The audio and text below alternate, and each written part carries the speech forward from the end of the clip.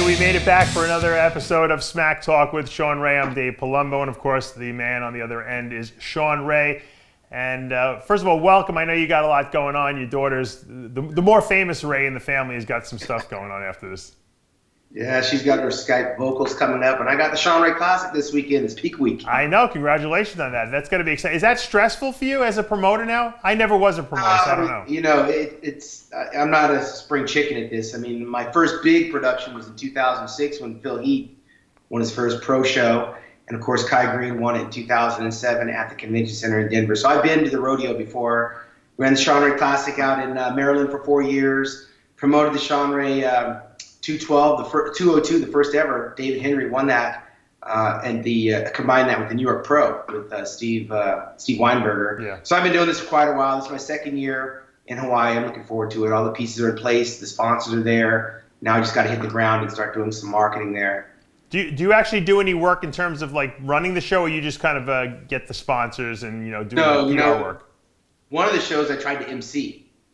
It's ridiculous. I'm the promoter. I got to be available for the sponsors, for the fans, for the athletes. So I'm a little bit of everything at the show. I open it, welcome the fans, and then I start making sure everybody has everything they need, from the tanning company, Liquid Sun Rays, the mirrors in the back, the awards, the timeline of the show. We're running on a timeline, so there's a lot of moving parts. But I got some great help in Steve McAdams with All About Audio. I'm bringing in Anthony Roberts, who's the expediter for the Mr. Olympia. So I'm not pulling any stops on that. And I'm working with a great state chairman in Mark Valencia out there in Hawaii. Shawn, is there more money nowadays in show promotions than there was, say, back in 2006 when you first started? Well, there can be, if you're not using a convention center like me. Last year I did fairly well, and I decided to use the profits to put on a better production, just to give the Hawaiians a little bit more of upper echelon production. So I didn't go into this year trying to do it for the money. I went into this year to do it for the quality and the value, to give them something they haven't had. And there's not a whole lot this year, but it's going to set the stage for next year, because now these guys are able to, I'm sending them to China, I'm sending them to Japan, I'm bringing in these awards that they don't get on the island. So you can't do it for the money, Dave. If you do it for the production and the quality, the athletes will keep coming back. And some of these shows, as you know, they run for years. Right. Let's talk about today's story, which is Kai Greene meeting with Dan Solomon, who obviously is one of the new executives at AMI, who running the Olympia, putting the Olympia together. They met at the headquarters of AMI. To me, that smells of Kai Greene possibly entering the 2019 Olympia. How do you interpret that picture? Well, I mean, Dan was my co-host for the iHerb webcast, and we were talking about that as the changing of the guard took place with Shawn Rhoden and Phil Heath going back under the knife. What would have to happen moving forward to make the Olympia even more interesting next year? Because Shawn's not that guy come Olympia weekend like Flex Wheeler, where he nails it on a consistent basis. His track record doesn't bear that out. So it's still a show that I think could be won by even somebody like Rolly Winkler. And even William Bonek has beaten Shawn Rhoden. If I was Kai Greene, again, I'd have been sitting there licking my chops, biding my time. I mentioned that about Dallas McCarver, taking some time because he was so young to sit back and let the landscape change for 2 to 3 years and then attack, and he'd be primed right now, right? With regard to Kai Greene, deliberately taking time off, deliberately walking away for whatever reasons, whether it was money, conflicts with AMI, jealousy of Phil Heath, whatever the heck it was, he never stopped lifting weights, and he never stopped training. Right. And he still looks every bit the contender that he was when he was getting those 3-second first runner-ups. To add to those Arnold Classic titles, when you see what happened this past Olympia, the only person who should be licking his chops is Kai Greene. All he has to do is go in there and get in shape. And that's how I think getting in shape is better than trying to build the muscle. Right. Well, what about the fact that, when he did come back and win that Arnold Classic, he technically lost the prejudging and the finals to Cedric McMillan, just barely winning the show by winning the posing round, which was being scored at the Arnold Classic. Does that tell you that maybe the Kai Greene that we remember from 5 years ago is not quite the Kai Greene that we still have, that we're getting today? Can he beat Shawn Rhoden, in other words? Because he's been off the stage. It isn't the classic tale of you're only as good as your competition. Like, he's training to beat Cedric. It's different when you're training to beat Phil. And he's been very close to Phil at times. So maybe that was a tough one to get up for because there was no Phil. I mean, someone had to come in second, and Cedric, for all intents and purposes, was like the Rocky Balboa. He was there. He almost had a snippet of that title. Of course, he waited, and when Kai wasn't there, he won the title, Cedric. And Cedric is worthy of it. He's got all the attributes, and on an off day, Cedric is dangerous. He can beat someone like Kai Greene. Now, that being said, Kai Greene's been beaten by a lot of bodybuilders the same way that Ronnie Coleman was. But when Kai Greene is focused and determined, Kai Greene is a very legitimate threat. And if you take Phil Heath out of the hunt and he's got to beat Shawn Rhoden, he's done that before. Right. So there's a certain amount of confidence and maybe some swagger that Kai Greene might start to feel about this preparation because he knows he doesn't have to reinvent himself to beat someone like Shawn Rhoden. He probably felt like myself and Gaspari and Labrada, we were fighting an uphill battle. We're competing against guys that we didn't compare with. We were just opposite. But Shawn, in the same light, Kai Greene, is bigger. He's, technically harder a lot of times, freakier, great proportion than everyone else out there on that circuit. Phil Heath never was better than him in the sense of being freakier or like outmasking him, kind of like what Dorian and Ronnie did to you guys back in the 90s and 2000s. So, I mean, if Kai Greene mentally can't beat, Shawn Rhoden, can't beat, Phil Heath, what makes you think he could beat a Shawn Rhoden who has better aesthetics than him? Everything is different. Remember, I think even for that 97 Olympia, I can only go back to my personal experience, us getting ready for that 98 Olympia when Dorian was out, me, Flex, Chris, Nasser, Kevin, even Ronnie, we all were on a different mindset of getting ready for a title that we knew it was up for grabs. Yeah. And I honestly believe that Kai Greene, having beaten Shawn Rhoden for all those years, feels like this is a title that's within his reach.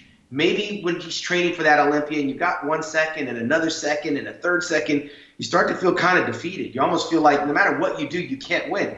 This is a contest right now that I believe that Kai Greene could get excited about because he knows there's only one last bite at the apple, and that might be presenting itself this September. And I think the earlier he gets out in front of it, the sooner he makes an announcement and says, I'm back, the sooner he'll start doing all the things that made him great in the first place. He's no stranger to adversity, but when he turns around to the back standing next to Rhoden, that's going to be the tail right there. And then when he turns around and he hits his front door, there's some things about Kai Greene that Shawn Rhoden's going to have to contend with. Right. And if Shawn Rhoden does what he says, which is coming in 10 pounds heavier, that's not going to work to his advantage because I know Kai, if he thinks this is it and this is all the marbles, he's going to be in shape, and he always has been. He was flipping against Cedric. Cedric actually nailed it that day in Columbus, Ohio, and it still wasn't good enough for him to win.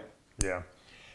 Talking about Kai Greene, his mindset going into this show, if he does decide to do it, I mean, what do you think has to happen behind the scenes for Kai to get up on that stage? You think there got to be a sit down with the powers of AMI and Kai, and you think that they can kind of, because sometimes there's a lot of stubbornness in bodybuilding, and it's not just between the bodybuilders, but sometimes it's even in the people who run the sport.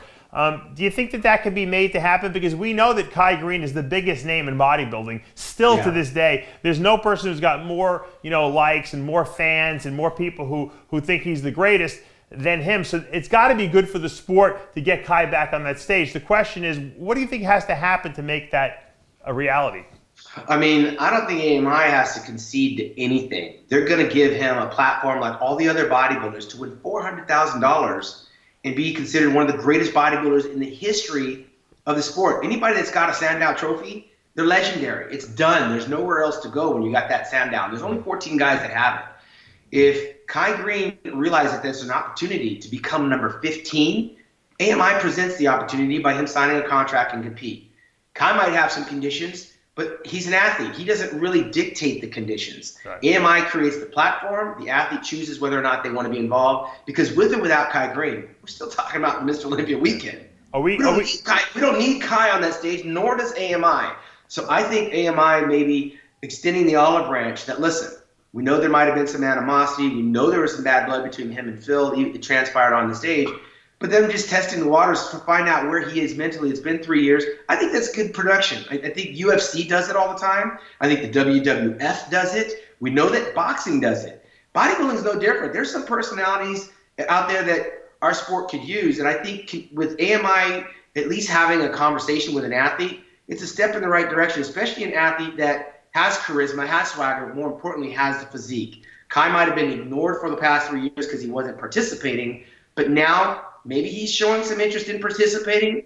Hear what the guy has to say, and then remind him, sign the contract, contest is in September, we'll see you in Las Vegas. There's no concessions or special things that AMI needs to do to make this an interesting show, because without Kai, it's still an interesting show. Do they give him a special invite, or do they make him Absolutely. qualify? Yeah. Okay, so I don't believe Kai Greene has to qualify for the Olympia. 3-time Mr. Olympia winner, multi-Arnold Classic champion. You take Phil off the stage, and Kai Greene's probably the most decorated bodybuilder on the stage. So no, you don't make him have to go and win a $10,000 contest where it could ultimately get in the way of him being the absolute best he could be at the Olympia. Right. And I don't think there's an athlete on that stage that would haggle with Kai Greene walking right back into the Olympia. No. I mean, in the past, you had to be a Mr. Olympia winner to have a lifetime invitation. Right. In the present right now, with the landscape of things, I think this is more about a promotion.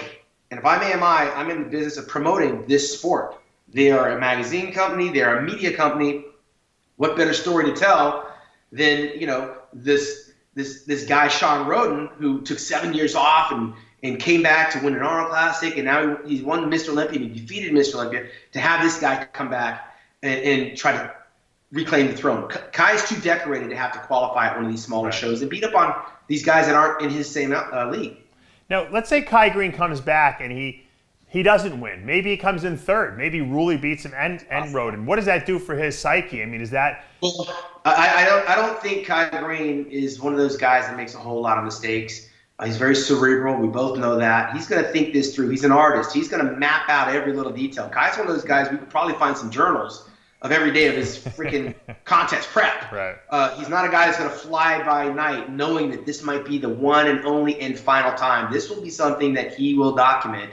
And if he goes in and he doesn't do what he's supposed to do, I mean, listen, the guy's been off for 3 years. Right. He hasn't been in that warrior mentality for 3 years, and that can do a lot to not only your physique, but also into going back to do the things that made you who you were. So I think that Kai Greene, win, lose, or draw in the Olympia, will make the show interesting and entertaining and very competitive. But he doesn't have to win. The pressure is on Shawn Rhoden to repeat. Right. If Kai commits early to do the Olympia, do you think that that's more likely or less likely for us to see Phil Heath on that stage? I know Phil said he's not going to do it. He said it right on the show that he wasn't going to do 19. Would he reconsider, you think, if Kai came back? Well, I mean, Phil Heath has nothing to prove. Listen, he's going under the knife again for the second time. He's already a guy that's in recovery. And knowing what's happening to some of these bodybuilders that are trying to push it too much, I think Phil's too smart of a guy to try to push a speedy recovery to go up against somebody that's been off for 3 years. Muscle has a great memory. And Kai is fresh. And he doesn't have to go in there and do a whole lot to change what we saw on the last time on stage. But he does have to come in condition. And I think that's going to be it's a marathon, not a sprint with Kai. And all Phil can do is, sit back and watch it like you and I. But I wouldn't feel any animosity or feel the urge to try to stop Kai from becoming Mr. Olympia when I just lost to Shawn Rhoden. I think this is one that he's got to get his box of popcorn out and enjoy the show. Shawn, just before I let you go, we had two terrible deaths in our industry again this last week. Amanda Blank, who they found in her apartment in California. She had been training people, a celebrity trainer out in LA. Obviously, she was a very successful competitor in the IFBB for many years. She was, I think, 43. And then, of course, P.D. Devers. We lost the brother of Gail Devers, the Olympic sprinter, and just an all-around good guy, 212 competitor. Is this we've been seeing a lot of deaths, over the last, it seems like the last 5 to 10 years, we've seen a lot of deaths almost every year from our sport, and everyone seems to be pretty young. Is this a message being sent about the bodybuilding world leading to this type of demise, or is this just a reflection of society in general? I think it's a reflection of society. Listen, because we're bodybuilders, because we're brothers in iron, we're going to pay more attention when we lose one warrior. And people die every day that are college students, that are raising their families, that are living their lives, whether it's from a heart attack, a stroke, or for drug abuse, or even murder. I know Mia Finnegan's son, 19-year-old, was murdered on Halloween night. Yeah. It's always a tragedy when we lose these people. And, of course, it makes us sit up and take inventory of what did we do in our past that might contribute to our demise? Are we headed the same route that these guys are? Our days are numbered at birth, Dave. I think the more we get our arms around the idea that we have to live each day and embrace the people that we're around and kind of reconcile with ourselves the mistakes that we made and try to be more cautious moving forward, we can't prevent a heart attack. We can't prevent a stroke. We can't prevent sudden death.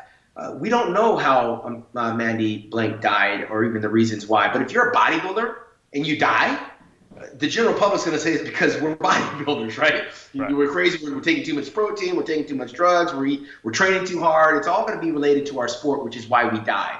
When people die every day, and when we hear it in our sport, we cling to it a little bit more closely because it does test our mortality. We do take inventory, and we cannot stop the hands of time. It sucks when someone dies under the age of 70, whether they're a bodybuilder or not. I think that 70, 71, somewhere in there, you lived a good life if you can get that far, and then you're on borrowed time. But to be cut down prior to that, it's nothing short of tragic. And PD, I was there when he right after he had a stroke and his heart surgery, and we had a little fundraiser for him. Yeah. It's very smart, cerebral guy. You're never going to find anything bad to say about PD Devers, but he was struggling and suffering in those later years. I think accumulation of things shutting down. He's actually, he's probably fortunate to be checked out earlier than to be drug on into his 60s and 70s in this state of maybe an invalid. It's just never the right time to die, Dave. I don't think it's a reflection on the bodybuilding community. It's just that we are all shocked when we hear these types of stories. Yeah, you said it right. People die all the time, and like I said, there's people who get cancer, and there's people who get heart disease and strokes and arthritis and autoimmune diseases, and when it hits us, we want to. I think everyone always wants to blame someone or something for what happened to them, and it's just natural when a bodybuilder gets sick, because we look so healthy outwardly that It's easy to say, well, it must be the lifestyle they led, or the food they ate, or the drugs they took, or the risks they did on stage. And you're right. It's not fair to do that, because if that was the case, we'd probably be losing 50% of the people who compete, not the random person here or there. Oh, trust me, we know some people that have abused. Like Keith Richards from Aerosmith. He's outliving everybody. We lost Whitney, we lost Michael Jackson, we lost Prince, and here's Keith Richards still doing his thing. We can't. There's nobody to blame in these situations. Anything short of a guy committing suicide or getting murdered. Right. These are deaths that happen every day, and our community mourns when this happens. Typically, it happens in threes, right? They always say it happens in threes. So I got Mia Finnegan's son at 19, Mandy Blank, and of course PD Devers. I don't want to keep hearing about this, but unfortunately, when you get to the age of 50, you're probably going to more funerals than you are birthdays. Sad. Yeah, you're right. And when these people die, it affects us all, because we're all connected through this community, whether it's digital or through the magazines. And these are people that we know, people we came up with, we broke bread with, we shared the competition stage, the same types of dreams. It hits us a little harder, so we talk a little bit more about it. But we do a gut check that we are not going to be here forever. Mm-hmm. And the finality of a death really does shake up the community. And we grieve and we mourn with those families. Those are people we know and love. And unfortunately, it's going to keep happening. Props, by the way. I saw that Ronnie Coleman special that they had, that the Generation Iron put out, that the whole documentary on him. They did a great job on it. You were really good in it too. You get some good insights. Yeah, I actually enjoyed doing that, because you heard people that knew and watched and witnessed this guy come from nothing. Ronnie came from nothing. He was like Mike Tyson, right? The back of the pack. A good old guy, joined a gym on the basis of getting a free membership. And who knew that he was going to go to the top of Mount Olympus, right? And have all these things happen. But I think the people that were along for that journey also realized that what makes us can eventually break us. And if you don't pump your brakes, the fate of Ronnie was inevitable. And that documentary, I think, captured that. And even through it all, you had to feel a little bit sympathetic when he was walking through that gym, kind of dimly lit. It was dusty, and he's by himself, and he's getting in and out of that car and watching the kids. It wasn't a pretty thing to watch, but it did remind me of Muhammad Ali, like you mentioned earlier, in '94 when he lit the Olympic torch. Right. And we were praying that he wouldn't drop that damn thing, and that Parkinson's was kicking and it took me to Ronnie Coleman when he was going in the gym. I'm thinking, why are you here? What are you doing in the gym of all places? Well, that's his sanctuary. That's his temple. That's his. That's where he communes with God. And it's great. It's great to see. It's terrible to see Ronnie Coleman not being able to walk properly. But usually when you see these old documentaries about these wrestlers that are all beat up and everything like that, they usually also have no money. Ronnie drove up to the gym in like a, and I think it was like a Rolls Royce or something like that. Yeah. So I mean, you can't feel too bad for him, No, it's hard to feel bad for somebody that's successful, but the flip side is always, what would you give to have your health when you get older, when it's all done, like to be able to play with your kids and be able to run and swim. And I don't know. I mean, I'd rather be walking than driving a Benz at that stage. But you know what? You could be in the same situation and not be Mr. Olympia. It might have happened to him had he just, after he hurt himself really early in his career, before he was ever Mr. Olympia. So this could have led to this anyway, You never know. Once again, you never know when your time's up, Shawn. But thanks for taking time out. The question is, will Kai Greene compete at the 2019 Olympia? That's what all of us fans and press alike would love to know. Maybe Dan Solomon will fill us in the coming weeks on what was said at that little conference that they had. And all I can hope is that the powers of persuasion on Dan Solomon's part can make the two sides come together and we can get a great outcome and see Kai Greene once again on that Olympia stage to see if he can fulfill his destiny at becoming the 15th Mr. Olympia. For now, though, I'm Dave Palumbo with Shawn Ray for another episode of Smack Talk.